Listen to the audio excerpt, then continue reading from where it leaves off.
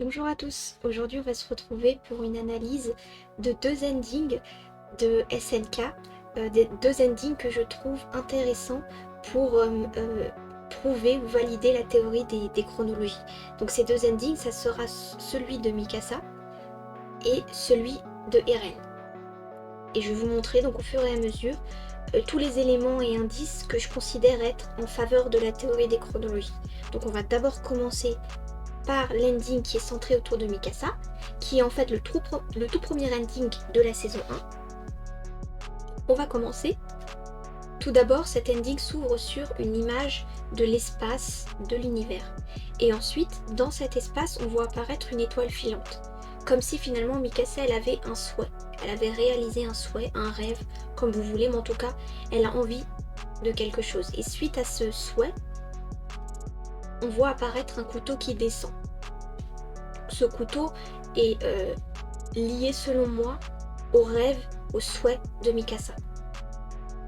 Et ce couteau, regardez bien, il est, pour le moment, il est entre guillemets intact, il n'a pas été utilisé. Ensuite, on voit apparaître Mikasa qui court. Elle est au bord de l'eau, dans ce qui ressemble à une forêt. Et ensuite, on nous montre ce même couteau qui a continué finalement à descendre, mais cette fois-ci, ce couteau a été utilisé. Pour moi, c'est comme si finalement, c'était un peu le symbole du temps qui passe. En fait, le couteau, au début, il est propre, entre guillemets. Puis ensuite, on a Mikasa qui court comme si elle avançait dans sa vie. Et puis ensuite, elle a été amenée à utiliser ce couteau. D'où le fait qu'il soit ensanglanté. Donc c'est tout simplement le temps qui a passé. Et donc ensuite, on a Mikasa qui se retrouve devant une étendue de couteaux. Donc je suppose que le couteau d'avant est parti, on va dire, rejoindre cette étendue de couteaux. Et donc la première chose qu'on peut se dire, c'est pourquoi Mikasa se retrouve face à une étendue de couteaux. Tout d'abord, j'aimerais vous dire que ce couteau n'est pas du tout anodin. Il fait directement référence à la scène où Mikasa va sauver Eren pour la première fois. Je vous rappelle, Mikasa, quand elle était petite, elle a été kidnappée, puis Eren a essayé de la sauver, sauf que à un moment, il se fait prendre par un des ravisseurs de Mikasa et il est sur le point d'être étranglé. Et c'est à ce moment-là que Mikasa, elle prend ce petit couteau et après avoir activé ses pouvoirs d'Ackerman, elle va tuer le dernier ravisseur là qui a essayé d'étrangler Eren. Donc ce couteau-là fait directement référence à la scène que je viens de vous rappeler. Et donc pourquoi est-ce qu'il y a beaucoup de couteaux, enfin une étendue de couteaux en face de Mikasa? Comme si finalement la scène que je vous ai décrite il y a quelques secondes s'était produite plusieurs fois. Ce qui pour moi est un premier indice en faveur de la théorie des chronologies. Ensuite, après nous avoir montré cette étendue de couteaux, on nous fait un zoom comme ça, sans raison, sur le bas de la robe de Mikasa. Donc déjà, pourquoi on nous zoome cet élément-là qui n'apporte rien? Parce qu'on voit les couteaux là, on les voyait très bien avant. Donc je vois pas pourquoi on nous zoome le bas de la robe de Mikasa. Sauf si il y a un indice à repérer, bien sûr. Et si je vous remontre, du coup, la robe d'avant de Mikasa, vous voyez bien que le bas de la robe est différent de celui-ci. Et donc là, ce qu'on peut se demander, c'est pourquoi est-ce que tout d'un coup Mikasa elle change de vêtements? Quel est l'intérêt finalement qu'elle change de vêtements? Et donc du coup, j'ai vérifié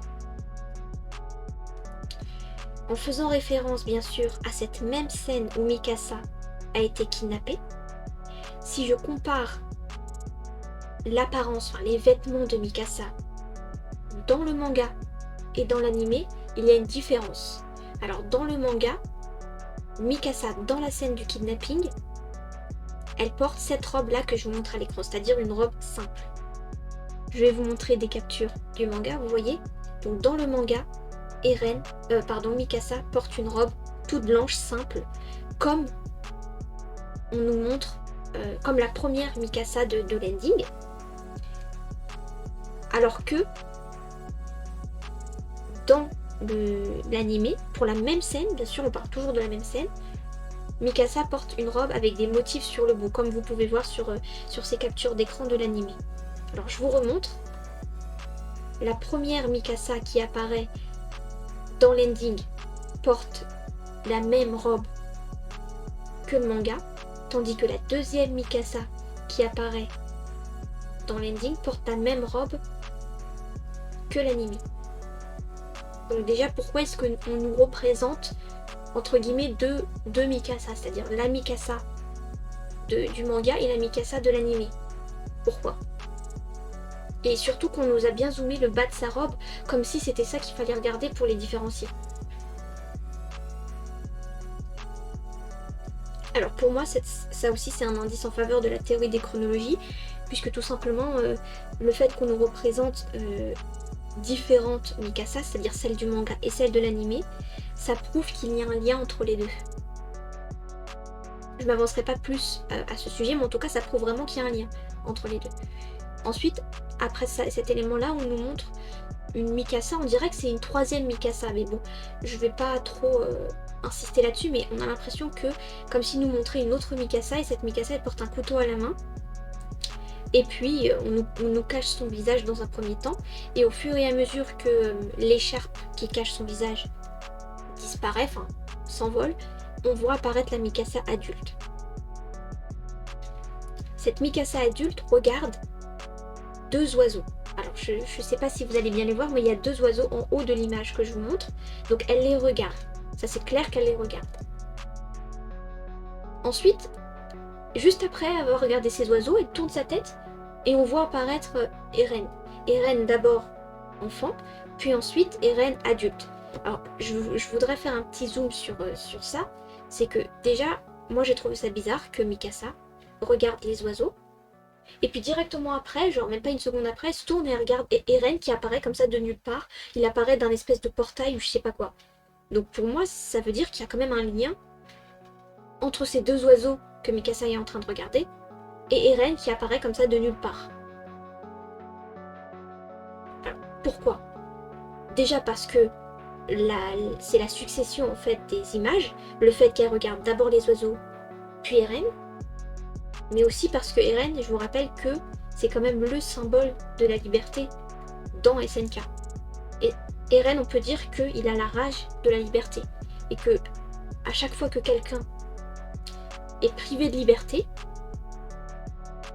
ou que lui-même est privé de liberté, ça le met dans une rage folle. Donc pour moi, Eren est le symbole de la liberté. Donc c'est pas complètement débile qu'il y ait un lien symbolique entre des oiseaux qui sont aussi un symbole de liberté et Eren.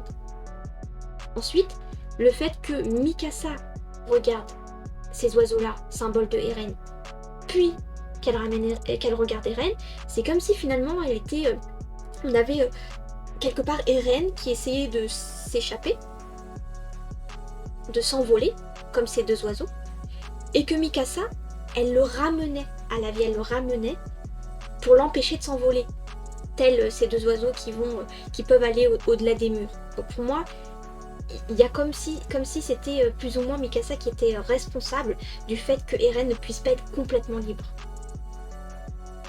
Voilà, ça c'est mon interprétation personnelle bien sûr. Et j'aimerais aussi rajouter un détail sur ces images-là, qui est en rapport avec le nombre d'oiseaux, et qui va aussi dans le sens de la théorie des chronologies. Ici, Mikasa, au-delà du fait qu'elle regarde des oiseaux, symbole de la liberté, donc indirectement symbole d'Eren, au-delà de ça, il y a aussi le nombre d'oiseaux qu'elle regarde. Ici, vous pouvez voir qu'il y a deux oiseaux. Retenez bien ça, il y a deux oiseaux.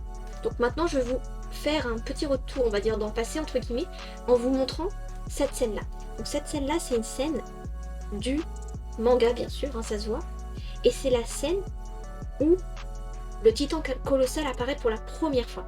Et pour moi, je tiens à préciser, cette scène, elle est hyper symbolique.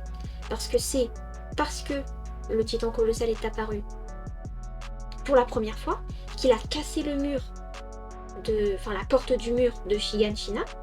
C'est à cause de lui, à cause de cet acte-là, qu'il y a eu l'attaque des titans, qui est quand même le titre de SNK. Enfin, le titre, c'est l'attaque des titans. Et ce qui a permis l'attaque des titans, c'est-à-dire la première rentrée des titans dans les murs, c'est le titan colossal. Donc pour moi, le titan colossal, c'est très symbolique. C'est le début de l'attaque de titans. Et à ce moment-là où le titan colossal apparaît pour la première fois, qu'est-ce qu'on voit? On voit Eren qui regarde un oiseau. On nous montre carrément qu'il regarde un oiseau, et comme si on avait peur qu'on n'a pas remarqué qu'il y avait un oiseau, on nous dessine carrément une vignette avec que l'oiseau dedans. Comme si c'était important alors que c'est que un oiseau, je le rappelle. Je veux dire, il y a un titan qui est en train d'attaquer et on nous zoome un oiseau. Je trouve ça quand même un peu bizarre. Ça n'a rien à faire ici, on est dans une scène dramatique où les humains sont sur le point de se faire tous manger, et on nous zoome un oiseau. Et on nous montre bien que Eren regarde cet oiseau. Donc, comme Eren est un personnage principal, c'est plus ou moins important. Du moins, cet oiseau, il mériterait qu'on se penche dessus. Et donc, retenez bien là, dans le manga, on a un oiseau. Alors, je ne sais pas si vous connaissez bien la théorie des chronologies. J'ai fait une vidéo à ce sujet, une vidéo de présentation si ça vous intéresse. Mais la théorie des chronologies, en gros, elle stipule qu'il y a eu 3 chronologies. Une chronologie avant le manga, une chronologie qui correspond au manga, et une chronologie qui correspond à l'anime. Et donc pour moi, le fait que dans le manga, Eren, à ce moment très stratégique, regarde un oiseau, pour moi, ça signifie que il y a déjà eu une chronologie qui s'est passée. Ça veut dire que Eren a déjà vécu une chronologie, et que cet oiseau, finalement, c'est le symbole, entre guillemets, comme c'est le symbole d'Eren, indirectement, c'est le symbole de la première chronologie que Eren a déjà vécue. Pour moi, c'est pour ça qu'il y a un oiseau. Ensuite, si je vous montre la même scène dans l'anime, la même scène, et là c'est vraiment évident que c'est important, puisque dans les premières secondes de l'anime, on nous montre directement le titan colossal, et directement on nous montre Eren qui regarde des oiseaux. Et cette fois-ci, il ne regarde pas un oiseau comme avant, il regarde clairement 2 oiseaux. Je ne sais pas si vous voyez, dans l'image du milieu, où on a carrément un zoom sur l'œil de Eren, on vous montre clairement que Eren regarde ces 2 oiseaux. Donc c'est vraiment très insistant. Et on a 2 oiseaux, au lieu de 1. Et pour moi, tout simplement, c'est parce que Eren, à ce stade-là, il a déjà vécu 2 chronologies. Il a vécu la première chronologie avant le manga, il a vécu le manga en entier, et maintenant il en est à la chronologie de l'anime. D'où le fait qu'il y ait 2 oiseaux. Donc pour moi, je sais pas si c'est moi qui va trop loin, mais en tout cas ça marche et ça match parfaitement. Ensuite on va passer, donc comme je vous ai dit, Mikasa regarde ces 2 oiseaux, puis ensuite elle regarde Eren qui sort d'un tunnel, comme s'il revivait, comme s'il renaissait comme ça. Après être mort. Pour moi, ça me fait penser comme une renaissance en fait. Le fait qu'il apparaisse du noir comme ça, enfant puis adulte. Pour moi, symboliquement, c'est comme si c'était une renaissance. Et donc après, il grandit, et regardez bien son expression, il a pas l'air d'être vachement content d'être là. Alors que Mikasa, c'est quand même pas n'importe qui pour Eren. C'est limite, on va dire, sa sœur. Il a vécu avec elle, il est attaché avec elle, mais il a pas l'air d'être content de l'avoir. Limite, il a l'air blasé. Et ensuite, on nous montre du coup Mikasa qui, elle s'est tournée du coup, entre temps, elle s'est tournée vers Eren, et elle met sa main comme ça devant sa tête. Donc bon, ça peut vouloir rien dire. Isolé comme ça veut rien dire, je suis d'accord, ce geste, mais moi, ça m'a directement fait penser aux migraines de Mikasa. Il faut savoir que, je sais pas si vous vous en rappelez, Mikasa, elle a régulièrement des migraines, que ce soit dans le manga ou dans l'anime, qu'on nous a jamais vraiment expliqué d'une manière satisfaisante. Je pense même pas qu'on a eu le droit à même pas un début d'explication, c'est juste elle a des migraines et puis on est censé l'admettre. Et je vous montre des images où Mikasa a des migraines dans l'anime et dans le manga, donc elle en a régulièrement, et depuis qu'elle est petite en plus, mais on nous explique pas vraiment. Et en plus, c'est pas logique d'avoir des migraines sous prétexte qu'il se passe quelque chose d'horrible. Elle a des migraines. Dans ce cas-là, tous les personnages devraient avoir des migraines. Moi, j'ai jamais vu un personnage avoir une migraine parce qu'il voit des titans ou des gens se faire manger. Ils sont apeurés, ils sont très très très peur, mais ils ont pas des migraines. Elle a une réaction bizarre en fait. Et on nous l'a jamais expliqué. Donc, pour moi, tout ce qui n'est pas expliqué, tout ce qui n'a pas été expliqué dans le manga, surtout parce que l'anime n'est pas encore terminé, mais tout ce qui n'a pas été expliqué dans le manga, pour moi, ça a un rapport avec la théorie des chronologies. Ou sinon, on n'aura jamais d'explication, mais moi, je préfère croire qu'on en aura une et que c'est plus ou moins lié à la théorie des chronologies. Donc voilà pourquoi je vous ai mis cet élément-là. Ensuite, donc comme je vous ai dit, par rapport à la posture d'Eren, on n'a pas l'impression qu'il est content de voir Mikasa. Et même que, ça va encore plus loin, c'est qu'il s'avance, il sort de son espèce de tunnel, il grandit, etc. Puis ensuite il s'arrête net, et c'est Mikasa qui va le rejoindre. Qui pour moi, ça montre clairement que Mikasa est beaucoup plus attachée à Eren que l'inverse.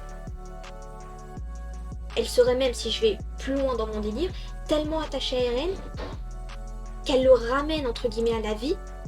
À chaque fois, entre guillemets, elle lui impose de vivre ces chronologies qui sont pas vraiment des chronologies de joie. Hein. C'est des chronologies où il y a des titans qui mangent des humains et puis il perd sa mère. Il se passe plein de choses affreuses pour Eren, mais elle préfère le ramener à la vie, quitte à ce qu'il vive ça, plutôt que de vivre sans lui. Ce qui est quand même un peu horrible, on est d'accord. Et donc on revoit ces deux oiseaux qui sont libres, entre guillemets. Libre sans être libre, parce que si Eren est bouclé dans une... est enfermé dans une boucle temporelle, c'est pas vraiment une liberté totale. Hein. Et puis ensuite on nous remonte l'espace et c'est comme ça que ça se termine. Donc ça c'est ce que je voulais vous dire pour cet ending qui était centré sur Mikasa.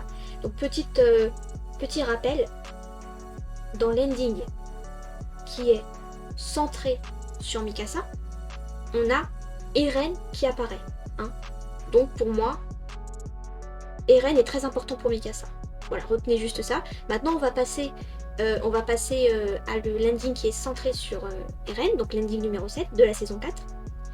Et donc, avant de commencer, je voulais vous montrer ces deux images. Parce que je vais partir dans des délires, et si je vous montre pas ça, vous allez rien comprendre. Pour moi, il est important de regarder, vite fait en tout cas du moins, l'apparence de Eren et Mikasa dans le manga et dans l'anime. À gauche, c'est une image d'une couverture du manga. Et à droite, bien sûr, c'est une image de l'anime. Ce que vous pouvez voir, c'est que Eren et Mikasa sont pas exactement pareils. Même si je vous l'accorde que les différences sont subtiles, mais il y a des différences quand même. Et moi, les différences que je pointe du doigt, c'est tout d'abord l'écharpe de Mikasa, qui est noire dans le manga. Et c'est pas que dans cette couverture-là que l'écharpe de Mikasa est noire. Dans toutes les couvertures de Mikasa, qu'elle soit jeune, adulte, etc., elle a toujours une écharpe noire. Alors que, dans l'anime, son écharpe est clairement rouge. Maintenant, si on se concentre sur Eren, dans le manga, il est habillé en gris. Gris-noir, on va dire. Alors que, dans l'anime, il est habillé avec, on va dire globalement, une veste rouge. On va retenir juste la veste. Donc, dans le manga, Eren est habillé en gris-noir. Dans l'anime, il a une veste rouge. On va retenir ça comme ça. Donc j'ai fait un tableau pour récapituler. Donc, et je vais rajouter aussi un élément que je ne vous ai pas indiqué tout à l'heure. D'ailleurs, je vais vous remontrer l'image. Il y a aussi une différence dans les yeux de Eren. Eren, dans le manga, il a clairement les yeux gris. Il a toujours eu les yeux gris. Que ce soit Eren enfant, Eren adulte, Eren titan, peu importe, il a toujours les yeux gris. Alors que, dans l'anime, Eren, la plupart du temps, je dis bien la plupart du temps, a les yeux verts, mais pas vert vite fait, hein, bien vert fluo limite, et surtout quand il est titan, il a bien vert fluo. Mais il s'avère que, dans l'anime, de temps en temps, pour des raisons, je ne sais pas, pour des raisons inconnues, des fois Eren, il se met à avoir les yeux gris. Donc comme ça dans le vide, alors que normalement il a les yeux bien verts, hein, Eren. Mais de temps en temps, il a les yeux gris. Bon, pour moi, c'est peut-être en lien avec la théorie des chronologies, mais je ne vais pas m'avancer sur ce terrain parce que ça fait trop de choses à dire. Mais juste retenez que globalement, si je vous remonte le tableau, dans le manga, Eren a les yeux gris, et on va dire un habillement plus ou moins gris, tandis que dans l'anime, Eren a les yeux verts et une veste rouge. On va retenir ça comme ça pour simplifier. Autre chose que je voulais vous dire, c'est que dans cet ending, je ne vais analyser que les yeux et la veste d'Eren.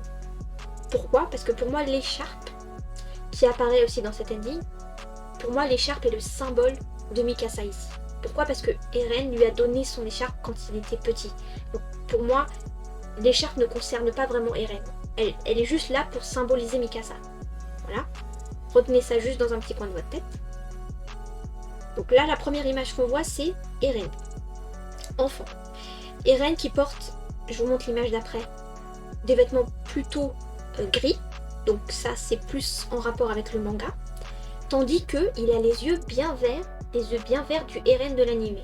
Donc déjà, pourquoi Eren porte les vêtements du manga, tandis qu'il a les yeux bien vert fluo, limite, de l'animé. On passe. Donc il porte ce fameux petit couteau que l'on voit aussi dans l'ending de Mikasa. Ensuite, on a l'image de la fleur qui est entachée avec du sang. Peu importe, hein, je ne veux pas m'attarder dessus. Et on a Eren qui avance, limite déprimé. Hein. Je trouve quand même que pour un enfant, il n'a pas du tout une once d'innocence. Et retenez ça parce que ça sera différent par la suite. Il n'a pas une once d'innocence dans cet enfant. Hein. Il avance en mode blasé de la vie. Il regarde par terre, c'est limite genre je sais très bien où je sais où je vais. À force de l'avoir vécu, je sais où je vais, donc je marche tout droit. Je n'ai pas besoin de regarder ce qu'il y a autour de moi, j'avance. Et regardez bien encore, ça se voit encore plus qu'il est déprimé dans cette image-là. Complètement blasé, alors que c'est un enfant. Hein. Il n'est pas censé avoir vécu toutes les horreurs encore, hein, vu qu'il est enfant. Le pire, c'est quand il est adulte, c'est ce que je veux dire en fait par là. Et donc ensuite il regarde en haut, et puis son écharpe, qui, je le rappelle, pour moi est le symbole de Mikasa ici, elle s'envole. Cette écharpe, elle s'envole, et puis elle se transforme en oiseau. Alors pour moi, là encore, c'est un oiseau certes, mais c'est pas n'importe quel oiseau. Pour moi, cet oiseau fait directement référence au phénix. Alors je sais pas si je l'ai montré avant, oui. Alors, je reviens avant. Pour moi, cet oiseau fait référence au phénix. Pourquoi? Tout simplement parce que le phénix est un oiseau qui renaît de ses cendres. Et comme il renaît de ses cendres, il est souvent représenté dans ces tons-là. Je veux dire jaune, orange, rouge, forcément parce que c'est lié au feu. Et donc pour moi, le fait qu'ils nous ont fait un oiseau bien comme ça, coloré, jaune, orange, rouge, ça veut dire qu'ils ont voulu nous représenter un phénix. Et donc pour moi, un phénix, c'est, comme je vous l'ai dit, un oiseau qui renaît de ses cendres, et donc c'est plus ou moins lié à la résurrection. Donc j'en suis venue à ce raisonnement, vraiment bête et méchant. Écharpe, symbole de Mikasa, mais pas n'importe quelle Mikasa, la Mikasa de l'animé, puisque je vous rappelle, la Mikasa du manga, elle a une écharpe noire, voilà. Donc écharpe égale Mikasa de l'animé, qui se transforme en phénix, et donc liée au pouvoir de résurrection. Donc, ça pour moi ça veut dire que Mikasa elle a plus ou moins le pouvoir de entre guillemets ramener Eren à la vie. Donc c'est pas trop comme ça que j'aime le dire, je dirais plus qu'elle a le pouvoir entre guillemets de ramener, de coincer Eren dans une boucle pour qu'il puisse rester à ses côtés à l'infini, puisqu'elle est tellement attachée à lui qu'elle veut pas le laisser partir. C'est comme ça que je le vois. Ensuite, je voulais du coup vous faire un parallèle entre le premier ending de Mikasa et cet ending là de Eren. Donc vous vous rappelez, dans le ending de Mikasa, on voyait que Mikasa regardait des oiseaux, puis ensuite elle regardait Eren comme s'il y avait un lien entre les deux. Comme si finalement Eren avait beau s'échapper, et ben elle le ramenait à la vie. Et là, avec ce deuxième ending que je vous ai expliqué dans cette diapositive là, je vous ai montré clairement que ça nous mettait en avant finalement, symboliquement du moins, le pouvoir de Mikasa de ramener Eren à la vie.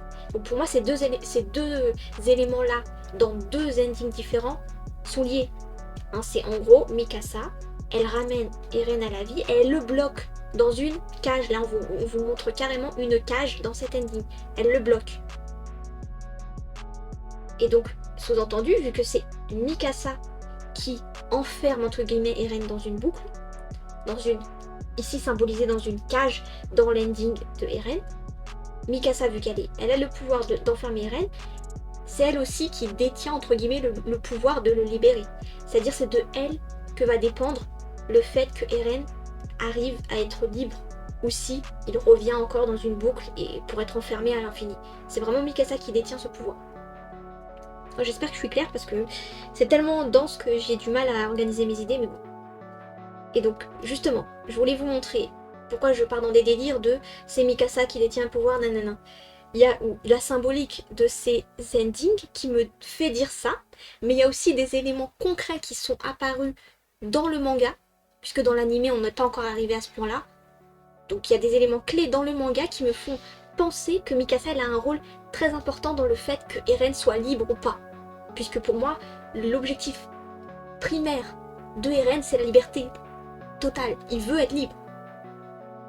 Donc je vais vous montrer ces passages où on voit finalement Eren qui discute avec Armin, mais il discute avec lui, on va dire, dans les rêves, quoi. C'est pas une scène concrète, c'est vraiment, il discute avec lui dans son imaginaire, dans sa tête.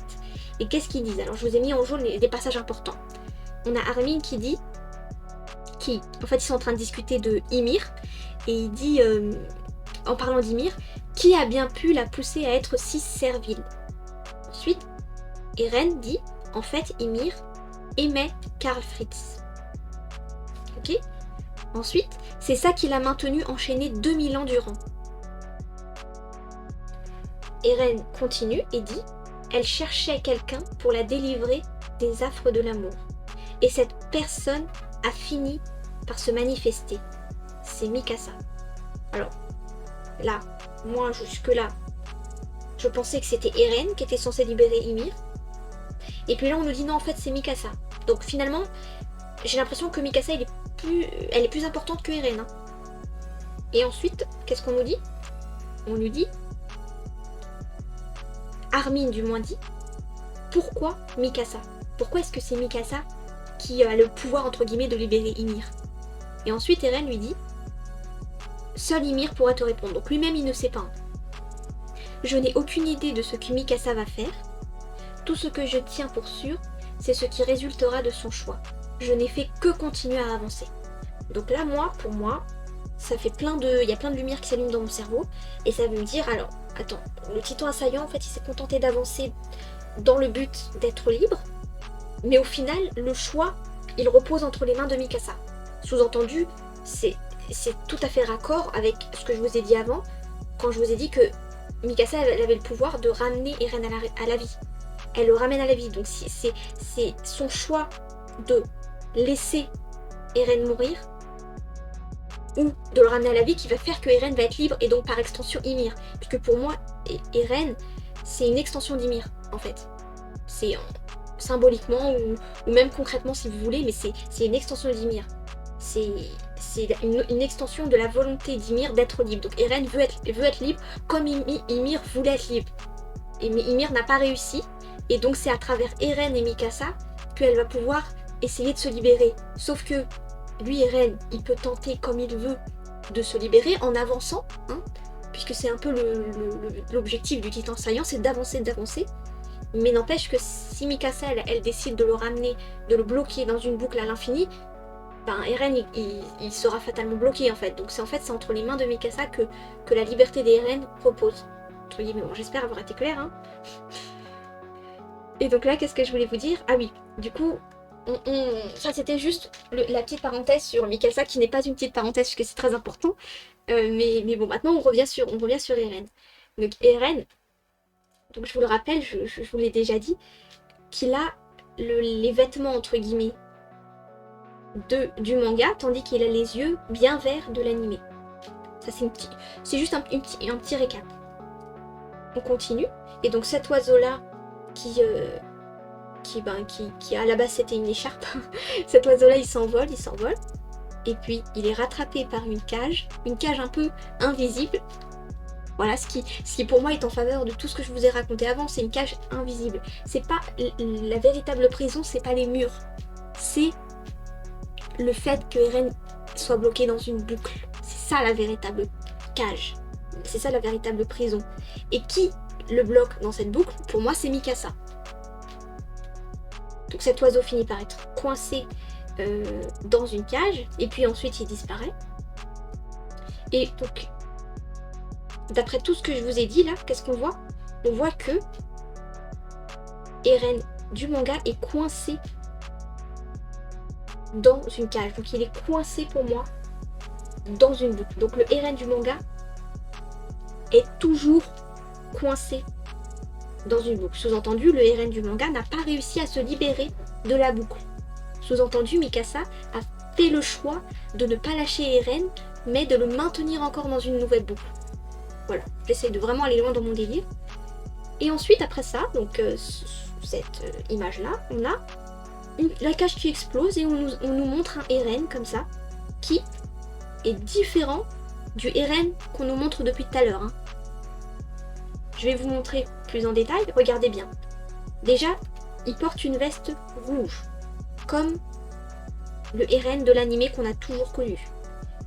Mais, bizarrement, il n'a pas les yeux verts, alors que normalement, le Eren de l'animé, il a les yeux verts limite fluo. Et aussi, autre chose d'important, c'est que ce Eren-là, je trouve qu'il n'a pas du tout la même expression que le Eren du début. Il a l'air beaucoup plus innocent. Ça se voit, enfin ça crève des yeux, il a l'air beaucoup plus innocent. Et on dirait qu'il cherche quelque chose. Donc je vous montre les deux en comparaison, vous voyez très bien qu'il y a quelque chose qui ne va pas là. On a un Eren à gauche, alors que c'est dans les deux cas c'est des enfants. Le Eren de gauche, il a l'air blasé, déprimé, alors que le Eren de droite, il a l'air plus innocent. En fait, il est en train de chercher quelque chose, cet Eren-là. Et donc je reviens encore sur son apparence. Il a les yeux gris donc, du manga, tandis il a le corps, entre guillemets, de l'animé. Donc là encore, il y a un truc qui va pas, quoi. Comme si on avait un lien entre les deux, finalement, entre le manga et l'animé. Mais je reviendrai dessus plus tard. Donc voilà. Donc en fait, là, ce qu'on nous montre, le fait que en fait, on ait une interversion des yeux d'Eren, c'est comme si on avait une interconnexion entre le Eren de l'animé et le Eren du manga. Comme si finalement le Eren de l'animé pouvait voir à travers le Eren du manga et guider finalement entre guillemets le Eren du manga. Et à l'inverse, le Eren du manga peut voir à travers le Eren de l'animé pour vérifier s'il a réussi. Pourquoi je raisonne comme ça? Parce que je vous rappelle que le Eren qu'on nous montre en deuxième partie d'ending, qui a les yeux du manga, qui a les yeux du Eren du manga, semble chercher quelque chose. Comme s'il voulait vérifier quelque chose. Et tout d'un coup, il est content. Parce qu'il a vu quelque chose, il a l'air d'être content. En tout cas, il est satisfait. Et qu'est-ce qu'il a vu? On nous le montre après.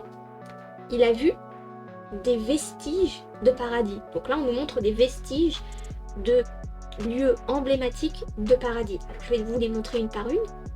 Vous voyez là en fond d'image, on a le mur qui est détruit. Ensuite, la salle du trône qui est détruite. Et cette image-là, qui je pense correspond au mur Sina, je pense. C'est même, je pense, l'endroit où le titan féminin a été attrapé, si mes souvenirs sont bons. Mais peu importe, ce qu'il faut retenir, c'est qu'on a des vestiges de paradis. Comme si finalement, paradis avait été abandonné et que le temps avait fait son effet, que les bâtiments avaient pris un coup de vieux, entre guillemets, et qu'il y a la végétation qui a poussé par-dessus. Donc on a vraiment l'impression d'un paradis abandonné. Jusque-là, ça veut rien dire, hein. Il a le droit d'être abandonné, paradis, ça veut rien dire. Sauf que, dans le manga, c'est pas du tout ce qui se passe. Dans le manga, à la fin du manga, comme vous pouvez voir dans l'image de droite, paradis a été modernisé. C'est-à-dire qu'on n'a plus les bâtiments en mode village du paradis qu'on connaît de l'animé. Non, on a un paradis complètement modernisé avec des espèces de bâtiments. Vous voyez que c'est complètement différent. Et là, l'arbre qu'on voit, c'est l'arbre où Eren a été enterré. Et devant cet arbre, on a Mikasa, vieilli, qui vient rendre visite à Eren en fait. Enfin, à la tombe d'Eren plutôt. Donc là, vous voyez bien qu'on n'est pas du tout sur la même fin. Là, d'un côté, on nous montre une fin où Paradis a été laissé tel quel, alors que dans le manga, Paradis a été reconstruit, il a continué entre guillemets à vivre, les gens continuaient à habiter dedans. Donc pour moi, ça c'est en faveur d'une différence de fin entre le manga et l'animé. Donc par extension, ça veut dire qu'il y a eu différentes chronologies et chaque chronologie se termine différemment. La question est de savoir, est-ce que Eren, dans la chronologie de l'animé, va réussir à être libre? Pour moi, à mon avis, vu la tête qu'il fait, alors je vous remonte sa tête, vu la tête qu'il fait quand il voit Paradis déserté, entre guillemets, pour moi ça veut plutôt dire qu'il a réussi à être libre, si je suis mon raisonnement jusqu'au bout. Ensuite, on en était où? Ensuite, on nous montre du coup Eren adulte qui marche, et on nous montre pas ses yeux par contre. Hein. Bon, pourquoi? Je vous laisse faire votre propre interprétation. Et ensuite, cet Eren-là, il disparaît. Comme s'il avait fini son travail, en fait. Il avait fini sa mission, entre guillemets. Il avait réussi quelque chose. Moi, selon ma vision des choses, il a réussi à se libérer de la boucle. Mais en tout cas, même pour ceux qui ne croient pas à cette théorie, le fait qu'il disparaisse comme ça donne l'impression qu'il a accompli ce qu'il avait à accomplir. Donc voilà, ce sera tout pour cette analyse des deux endings. de Mikasa et de Eren. J'espère que ça vous aura plu. Je vous dis à bientôt pour de nouvelles vidéos.